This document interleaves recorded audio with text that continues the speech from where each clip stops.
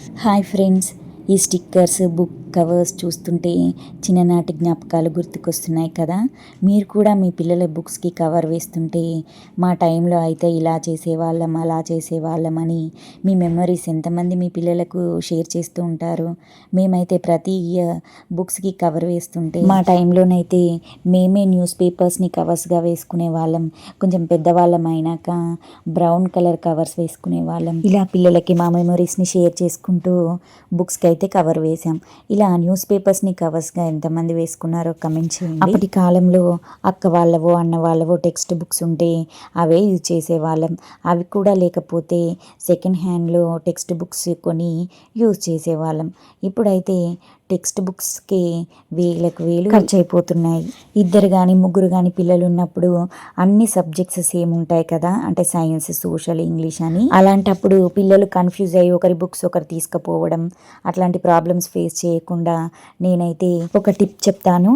అది ఒకవేళ మీకు నచ్చితే కనుక ఫాలో అయిపోండి. ఇలా క్లాస్ సబ్జెక్ట్ నేమ్స్ డిఫరెంట్ స్కెచెస్తో రాసుకున్నాను. ఒకటైతే పింక్ కలర్లో, ఒకటైతే బ్లాక్ కలర్లో రాశాను. పింక్ కలర్ అయితే మా పాపవి, బ్లాక్ కలర్ అయితే మా బాబువి. ఈజీగా ఐడెంటిఫై చేసుకోవచ్చు.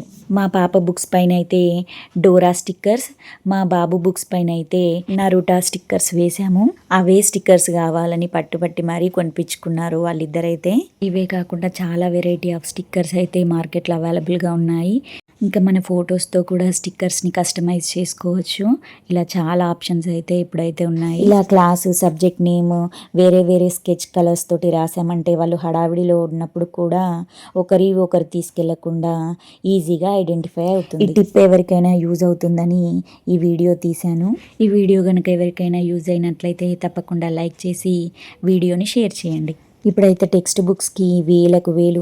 మా బాబుకైతే ఓన్లీ టెక్స్ట్ బుక్స్కి మొత్తం కలిపి 7,000 చేంజ్ పడింది. మా పాపవి అయితే టెక్స్ట్ బుక్స్, నోట్ బుక్స్ మొత్తం కలిపి 8,000 పడింది. మొత్తం బుక్స్కి 15 నుండి 16,000 దాకా పడింది. అది కాకుండా మళ్ళీ మా బాబుకైతే మళ్ళీ విడిగా నోట్ బుక్స్ తీసుకున్నాము. ఈ బుక్స్ అన్ని ఆన్లైన్లో ఆర్డర్ పెట్టుకోమన్నారు. మేము ఆన్లైన్లోనే పెట్టుకుంటే షిప్పింగ్ ఛార్జెస్ కూడా పడ్డాయి. బుక్స్ ఛార్జెసే 17,000 to 18,000.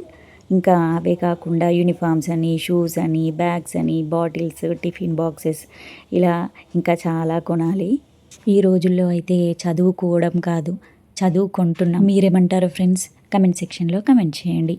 ఈ వీడియో కనుక మీకు యూస్ఫుల్ అయినట్లయితే తప్పకుండా ఛానల్ని సబ్స్క్రైబ్ చేసుకోండి. Thank you for watching this video.